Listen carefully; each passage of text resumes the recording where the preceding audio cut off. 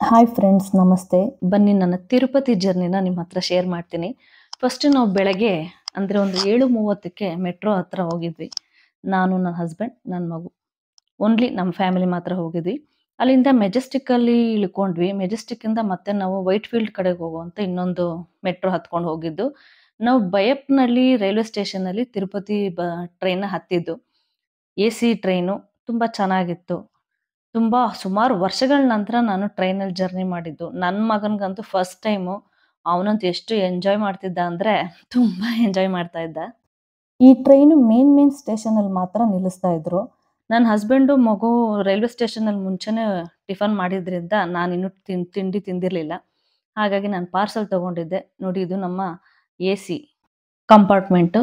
ನಾನು ಅಲ್ಲೇ ಕುತ್ಕೊಂಡು ಟಿಫನ್ ಮಾಡಿದೆ. ಆರಾಮಾಗಿತ್ತು ಜರ್ನಿ.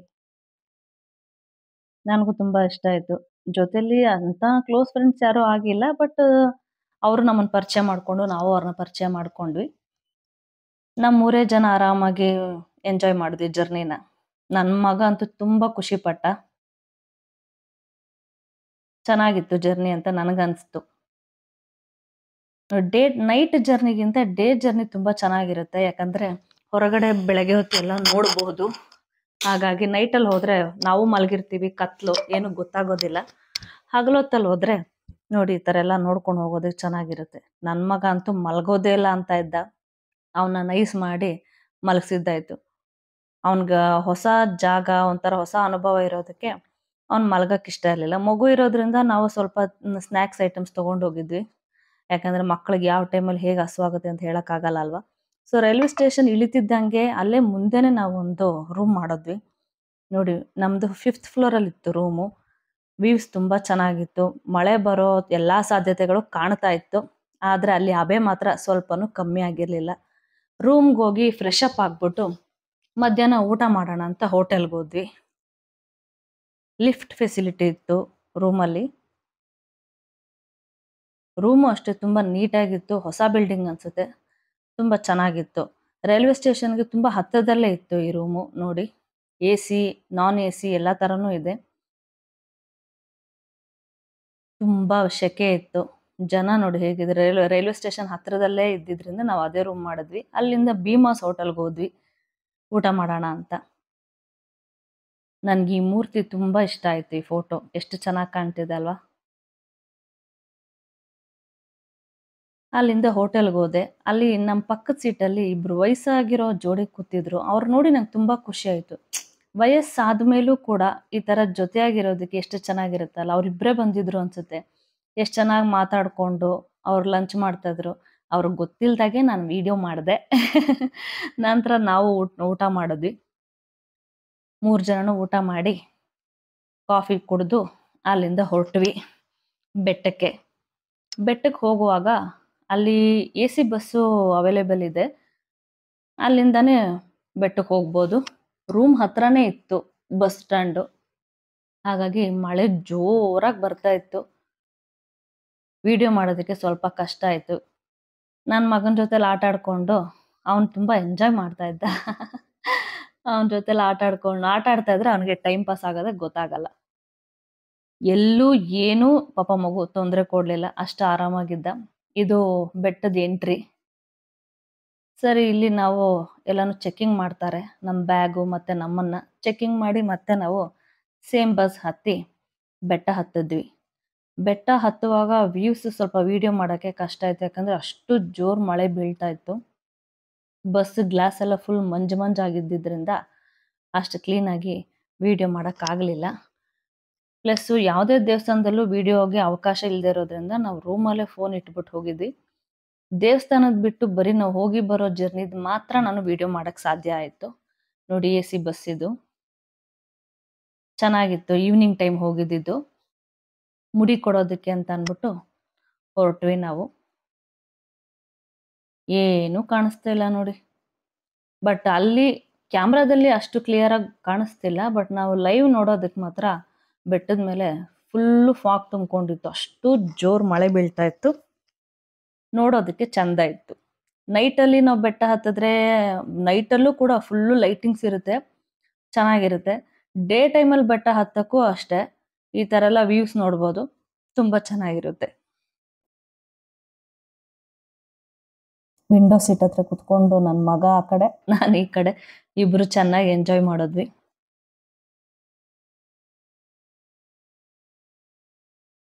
ನಮ್ಗಂತೂ ತಿರುಪತಿಗೆ ಹೋಗ್ಬೇಕು ಅಂದ್ರೇನೆ ಒಂಥರ ಖುಷಿ. ಏನೋ ಒಂಥರ ಹಬ್ಬ. ನಮ್ಮ ಮನೆ ದೇವ್ರಾಗಿರೋದ್ರಿಂದನೋ ಏನೋ ನನಗೆ ಗೊತ್ತಿಲ್ಲ. ಮೊದ್ಲಿಂದಾನು ನಂಗೆ ತಿರುಪತಿಗೆ ಹೋಗ್ಬೇಕು ಅಂದ್ರೆ ತುಂಬಾ ಇಷ್ಟ. ಸಡನ್ ಪ್ಲಾನ್ ಮಾಡ್ಕೊಂಡಿದ್ರಿಂದ ನಾವು ಮುಂಚೆನೆ ಆ ಆ ದರ್ಶನಕ್ಕೆ ಬುಕ್ ಮಾಡಿರ್ಲಿಲ್ಲ. ಹಾಗಾಗಿ ಧರ್ಮ ದರ್ಶನಕ್ಕೆ ನಾವು ಹೋಗಿದ್ದು. ಸಡನ್ ಪ್ಲಾನ್ ಆಗಿದ್ದಲ್ವಾ, ಹಾಗಾಗಿ ಫಸ್ಟ್ ಟೈಮ್ ಧರ್ಮ ದರ್ಶನಕ್ಕೆ ಹೋಗಿದ್ದು. ಬಟ್ ನಮ್ಗೇನು ತೊಂದರೆ ಅನ್ನಿಸ್ಲಿಲ್ಲ. ಆರಾಮಾಗೆ ಹೋದ್ವಿ. ಅಲ್ಲಿಂದ ಇಳಿದು ಮುಡಿ ಕೊಡೋದಕ್ಕೆ ಹೋದ್ವಿ. ಅಲ್ಲಿ ಏನಂತ ಅಷ್ಟೊಂದು ರಶ್ ಇರ್ಲಿಲ್ಲ. ನನ್ನ ಮಗ ಅಂತೂ ಸ್ವಲ್ಪನೂ ಅಳದೆ, ಅಲ್ಲಾಡದೆ ಆರಾಮಾಗಿ ಅವನು ಮುಡಿ ಕೊಟ್ಟ. ಅದು ನನಗೆ ತುಂಬಾ ಖುಷಿ ಆಯ್ತು. ಯಾಕಂದ್ರೆ ಬೇರೆ ಮಕ್ಕಳೆಲ್ಲ ಅಳ್ತಾ ಇದ್ರು, ತುಂಬಾ ರಾಂಗ್ ಮಾಡ್ತಾ ಇದ್ರು. ನನ್ನ ಹಸ್ಬೆಂಡು ಮತ್ತೆ ನನ್ನ ಮಗ ಇಬ್ರು ಮುಡಿ ಕೊಟ್ರು. ನಾನು ಪಂಚಮುಡಿ ಅಂತ ಕೊಟ್ಟಿದ್ದು ಅಷ್ಟೇ. ಯಾಕಂದ್ರೆ ನಮ್ಮ ಮನೆ ಕಡೆ ಮುತ್ತೈದೆಯರಿಗೆ ಮುಡಿ ಕೊಡೋ ಸಂಪ್ರದಾಯ ಇಲ್ಲ. ಆ ನಂತರ ರೂಮಿಗೆ ಬಂದು ಫ್ರೆಶ್ ಅಪ್ ಆದ್ವಿ. ದರ್ಶನಕ್ಕೆ ನೈಟ್ ಹೋದ್ವಿ. ದರ್ಶನ ಮುಗಿಸ್ಕೊಂಡು ಬರೋಷ್ಟರಲ್ಲಿ ನೆಕ್ಸ್ಟ್ ಡೇ ಅಂದ್ರೆ ಮಾರನೇ ದಿವಸ ಮಧ್ಯಾಹ್ನ ಆಗೋಗಿತ್ತು. ಮತ್ತೆ ಬಂದು ರೂಮಲ್ಲಿ ಫ್ರೆಶ್ ಅಪ್ ಆಗಿ ತುಂಬಾ ಸೆಕೆ ಆಗಿದ್ರಿಂದ ಸ್ಯಾರಿ ಚೇಂಜ್ ಮಾಡಿ ನಾನು ಡ್ರೆಸ್ ಹಾಕೊಂಡೆ. ನಮ್ಮ ಹಸ್ಬೆಂಡು ನನ್ನ ಮಗನೂ ಡ್ರೆಸ್ ಚೇಂಜ್ ಮಾಡ್ಕೊಂಡು, ಅವ್ರು ಪಂಚೆ ಉಟ್ಕೊಂಡಿದ್ರು ದರ್ಶನಕ್ಕೆ. ಇಬ್ರು ಆಮೇಲೆ ಡ್ರೆಸ್ ಚೇಂಜ್ ಮಾಡ್ಕೊಂಡ್ರು. ಎ ಸಿ ರೂಮ್ ಆಗಿದ್ರಿಂದ ಅಲ್ಲಿದ್ದಿದ್ದ ಹಬೆಗೆ ನಾವು ಬಚಾವು. ವಿತೌಟ್ ಎ ಸಿ ಮಾಡಿದಿದ್ರೆ ಮಾತ್ರ ತುಂಬಾ ಕಷ್ಟ ಆಗ್ತಾ ಇತ್ತು. ಅಲ್ಲಿಂದ ಮಂಗಾಪುರಕ್ಕೆ ಹೋಗೋಣ ಅಂತ ಅಂದ್ಬಿಟ್ಟು ಹೊರಟ್ವಿ. ಯಾಕಂದ್ರೆ ಮಧ್ಯಾಹ್ನ ಬಂದಿದ್ರಿಂದ ಸಂಜೆ ಮಂಗಾಪುರಕ್ಕೆ ಹೋದ್ರೆ ಚೆನ್ನಾಗಿರುತ್ತಲ್ವಾ ಅಂತ ಮಂಗಾಪುರಕ್ಕೆ ಹೋದ್ವಿ.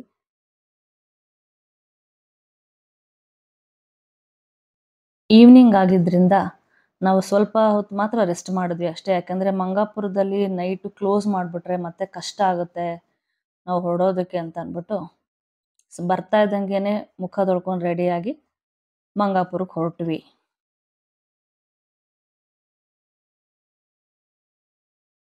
ಮಂಗಾಪುರಕ್ಕೆ ಎ ಸಿ ಬಸ್ಸು ಫೆಸಿಲಿಟಿ ಇಲ್ಲ. ಅಲ್ಲಿ ಶೇರ್ ಆಟೋ ಮಾಡ್ಕೊಂಡು ಹೋಗಬೇಕು. ಇಲ್ಲ ಅಂತಂದ್ರೆ ನಾರ್ಮಲ್ ಬಸ್ಸಲ್ಲೇ ಹೋಗಬೇಕು. ನೋಡಿ, ಇದು ಬೆಟ್ಟಕ್ಕೆ ಅಂತ ಇರೋ ಎ ಸಿ ಬಸ್ಸು. ಬಸ್ ಸ್ಟ್ಯಾಂಡಲ್ಲಿ ಲೈನ್ ಆಗಿರುತ್ತೆ. ನಾರ್ಮಲ್ ಬಸ್ಸು ಇರುತ್ತೆ, ಎ ಸಿ ಬಸ್ಸು ಇರುತ್ತೆ. ನಮ್ಗೆ ಯಾವ್ದು ಬೇಕೋ ಅದನ್ನ ನಾವು ಚೂಸ್ ಮಾಡ್ಕೋಬಹುದು. ಮಂಗಾಪುರಕ್ಕೆ ಮಾತ್ರ ನಾರ್ಮಲ್ ಬಸ್ಸಲ್ಲೇ ಹೋಗಬೇಕು. ಅಲ್ಲಿಗೆ ಎ ಸಿ ಬಸ್ಸು ಫೆಸಿಲಿಟಿ ಇಲ್ಲ. ಸೊ ಹಾಗಾಗಿ ನಾವು ನಾರ್ಮಲ್ ಬಸ್ಸಲ್ಲೇ ಹೋದ್ವಿ. ಬರೀ 20 ರೂಪಾಯಿ ತಗೊಂಡ್ರು ಅಷ್ಟೇ ಒಬ್ಬರಿಗೆ. ಅಲ್ಲಿ ದೇವಸ್ಥಾನದ ಮುಂದೆ ಹೂ ತಗೊಂಡೆ. ಹೂ ತಗೊಂಡು ನಂತರ ದೇವಸ್ಥಾನಕ್ಕೆ ಹೋಗಿ ಬಂದ್ವಿ. ಮಾರನೇ ದಿವಸನೇ ನಮ್ಮ ವೆಡ್ಡಿಂಗ್ ಆ್ಯನಿವರ್ಸರಿ. ಹಾಗಾಗಿ ಅವತ್ತು ಬೆಳಗ್ಗೆ ನಾವು ಸ್ನಾನ ಮಾಡಿಕೊಂಡು ರೆಡಿಯಾಗಿ ಗೋವಿಂದರಾಜಪಟ್ಟಣ ದೇವಸ್ಥಾನಕ್ಕೆ ಹೋದ್ವಿ. ನಮ್ಮ ರೈಲ್ವೆ ಸ್ಟೇಷನ್ ನಮ್ಮ ರೂಮ್ ಪಕ್ಕದಲ್ಲೇ ಇದ್ದಿದ್ರಿಂದ ನಮ್ಮ ರೂಮ್ ಹತ್ರನೇ ವಾಕಬಲ್ ಡಿಸ್ಟೆನ್ಸಲ್ಲಿ ಗೋವಿಂದರಾಜಪಟ್ಟಣ ದೇವಸ್ಥಾನ ಇದ್ದಿದ್ದು. ದೇವಸ್ಥಾನದಲ್ಲಿ ಇಲ್ಲೂ ಒಳಗಡೆ ಫೋನ್ ತಗೊಂಡು ಹೋಗೋ ಹಾಗಿಲ್ಲ. ಹಾಗಾಗಿ ಹೊರಗಡೆ ಮಾತ್ರ ವಿಡಿಯೋ ಮಾಡಿದ್ವಿ. ದರ್ಶನ ತುಂಬಾ ಚೆನ್ನಾಗಾಯ್ತು. ದರ್ಶನ ಮಾಡ್ಕೊಂಡು ಬರ್ತಿದ್ದಂಗೆ ಆಸ್ ಯೂಶುವಲ್ ನನ್ನ ಮಗ ಆಟ ಸಾಮಾನು ಅದು ಇದು ಅಂತ ಕೇಳ್ತಾನೆ ಇದ್ದ. ಸರಿ, ಅವನಿಗೆ ತಗೊಂಡು ಮನೆ ಹತ್ರ ಇರೋ ಮಕ್ಳಿಗೂ ಸ್ವಲ್ಪ ಆಟ ಸಾಮಾನು ತಗೊಂಡು ನಮಗೇನು ಬೇಕೋ ಎಲ್ಲ ತಗೊಂಡು ಹಾಗೆ ಮತ್ತೆ ನಾವು ರಿಟರ್ನ್ ಟ್ರೈನ್ ಬುಕ್ ಮಾಡಿದ್ವಿ 5 ಗಂಟೆಗೆ. ಹಾಗಾಗಿ ಮತ್ತೆ ನಾವು ಟ್ರೈನ್ ಹತ್ತಿ ಬಂದ್ಬಿಟ್ವಿ. ಇದು ನನ್ನ ಚಿಕ್ಕ ತಿರುಪತಿಯ ಜರ್ನಿ. ನಿಮ್ಗೆ ಇಷ್ಟ ಆಗಿದ್ರೆ ದಯವಿಟ್ಟು ಲೈಕ್ ಮಾಡಿ, ಕಮೆಂಟ್ ಮಾಡಿ. Thank you. Thank you so much. ನೀವು ತಿರುಪತಿಗೆ ಹೋಗೋ ಪ್ಲಾನ್ ಮಾಡಿದ್ರೆ ಖಂಡಿತ ಹೋಗಿ ಬನ್ನಿ. ಆ ದೇವರ ಆಶೀರ್ವಾದ, ಅನುಗ್ರಹ ಎಲ್ಲರಿಗೂ ಸಿಗಲಿ, ಎಲ್ಲರಿಗೂ ಒಳ್ಳೇದಾಗ್ಲಿ. ನಾನಂತೂ ಆ ದೇವ್ರನ್ನ ತುಂಬಾ ನಂಬಿದ್ದೀನಿ. ಆ ದೇವ್ರು ಯಾವತ್ತೂ ನಂಬಿದವ್ರು ಕೈ ಬಿಡೋದಿಲ್ಲ. ನೀವು ಅಷ್ಟೇ, ಮನುಷ್ಯರನ್ನ ನಂಬಬೇಡಿ, ದೇವ್ರನ್ನ ನಂಬಿ. ದೇವ್ರು ಯಾವತ್ತೂ ನಂಬಿದವ್ರು ಕೈ ಬಿಡೋದಿಲ್ಲ. Thank you. Thank you so much. Bye.